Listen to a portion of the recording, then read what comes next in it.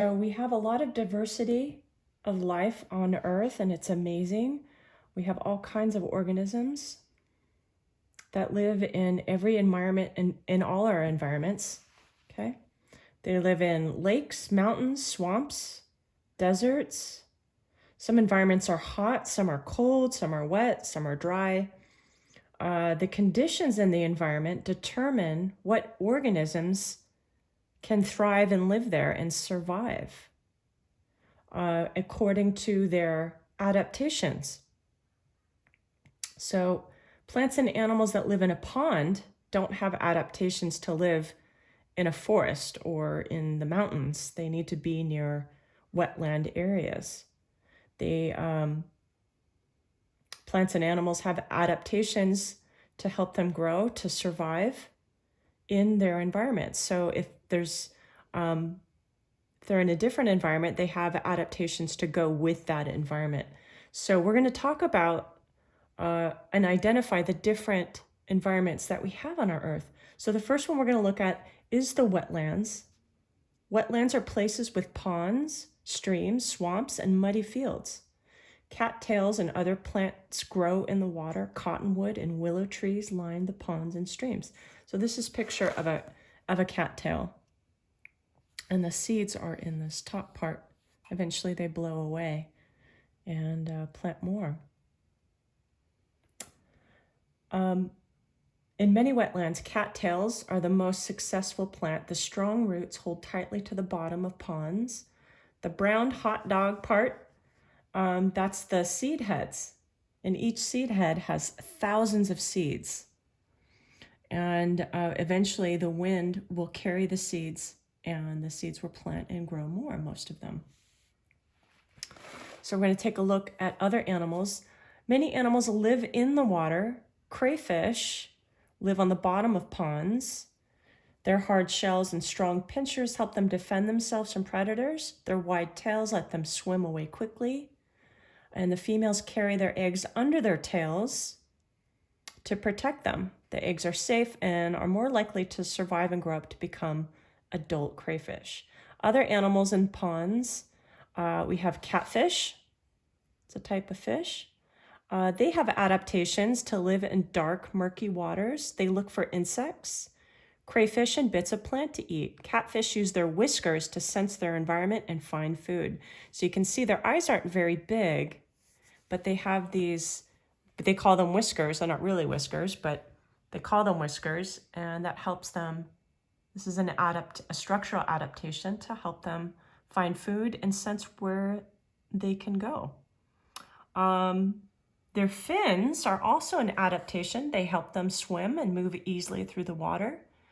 And they have two sharp spines on the sides for defense. I don't know where, if they're showing those here. And catfish live their whole lives in the water. Bullfrogs. Now we looked at the tree frog, and a bullfrog is still in the frog family, but very different. They have long tongues with sticky pads, so they have a lot of the same adaptations as the tree frog that I introduced you to. So they still have that long tongue with the sticky pad, and it captures insects, like dragonflies, and they have strong legs for jumping and webbed feet for swimming. And bullfrogs jump into the water to escape land predators. So they live, now remember they're amphibian. Do you guys remember what amphibian means? Amphibian means it's a dual life. They live in the water and on land, and their life starts out in the water. Bullfrogs also hibernate during the winter because food becomes scarce. If they live in a wetland that has a harsh winter, they will hibernate in the mud until springtime comes when the insects are back. So those are wetlands. And then another animal in the wetlands are raccoons. We do see raccoons in several areas, but we do see them in a wetland area. They live in willows and cottonwood trees near wetlands. They come down to the ponds to look for food. They might catch a frog or crayfish or find a bird's nest with eggs. Their hand-like front feet and sharp teeth are adaptations that allow them to eat many different things. Each fall, wetlands across the southern part of the United States have visitors that stay from October to April. The visitors are thousands of ducks, geese, and cranes. So these are the birds. The birds fly south from their breeding grounds in Canada and Alaska. They are known as waterfowl. The wetlands provide food and safety for waterfowl during the winter. The birds swim calmly on the ponds and fly out to fields and marshes to eat seeds. The weather in the wetlands is mild and there are few predators. As long as the wetlands have water to fill the ponds and flood the fields, waterfowl will continue to thrive. So they rely greatly on the water, and then they rest on the grassy area to eat seeds during the day. But they migrate, so they are there from October to April. So this is the wetlands. And then what other adaptations do you see that the raccoon has to help them survive? They have a thick coat of fur that helps keep them warm. They have somewhat very good big ears. They're not large like a rabbit's, but you see how they're kind of pointy. So it would be just the same as if you cupped your hands around your ears to hear better. So they can hear what's going on. And they're also somewhat camouflaged. They kind of match the ground that they have. So their colors help them adapt. Their fur, they have sharp teeth, and they have claws and little paws that can grab food and grab things and eat. So it's like almost like our hand. So the next environment we're going to look at is the desert. So this is a picture of a desert in Arizona.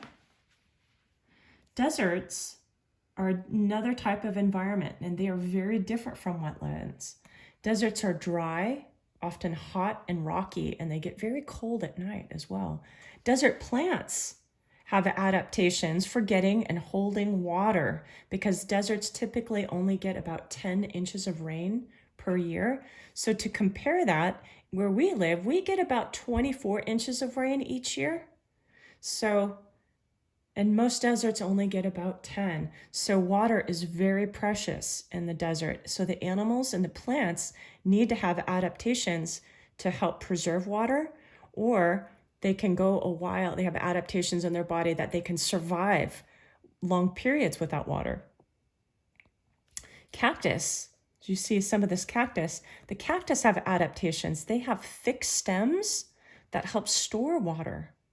And desert trees have small waxy leaves to save water, so the water isn't evaporated out of the plant.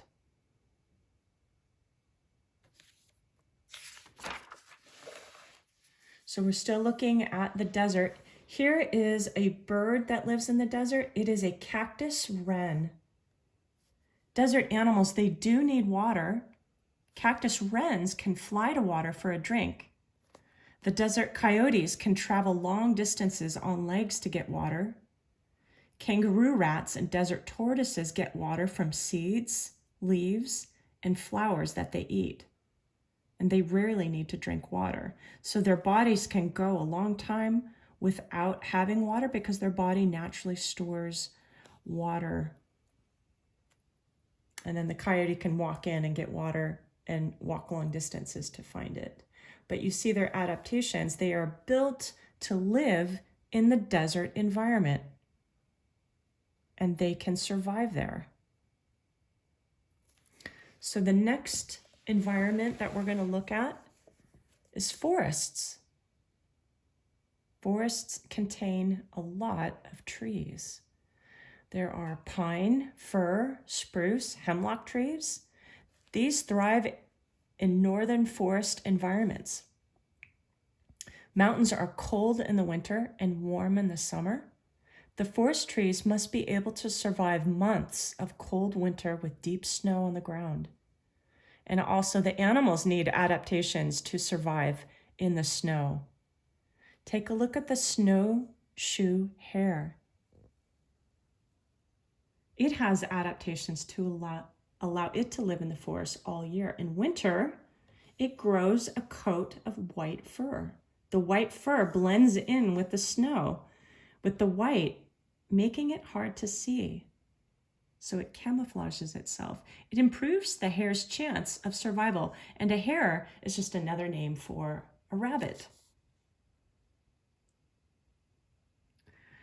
And then take a look at the great horned owl. Take a look at its colors. What does it look very similar to? Looks similar to the tree that it's sitting in. So it also has a camouflage. I think it would hide it from its predators. Now notice that the horned owl's eyes are mostly on the front of its face. When you look at the eyes of an animal, you can tell if it's more of a predator and it's at the closer to the top of the food chain, and it has less predators that hunt it. There's not many animals that will hunt an owl. But then take a look at the snow hare. What do you notice about the eyes on the snow hare? The eyes are on the sides of the head. And it really has big eyes as well. It's on the sides of the head so it can see further around. And also it has very big ears to help it to hear. So when you see an animal with eyes on the sides of the head, it means it has more predators. It has more animals that are wanting to eat it. So it needs to be able to see better to escape. So it needs speed. So this is also an adaptation of animals. But yeah, if you'll notice where their eyes are. So another adaptation, if you can see the claws or the talons on this great horned owl. So if it is trying to attack or capture a rabbit or a mouse or whatever it might find to eat, these talons hook into its prey quite easily. And then it also has a hooked beak. You can't see the end of the beak, but it is very pointed and strong. So it has a sharp talon and a strong beak for it to catch a meal.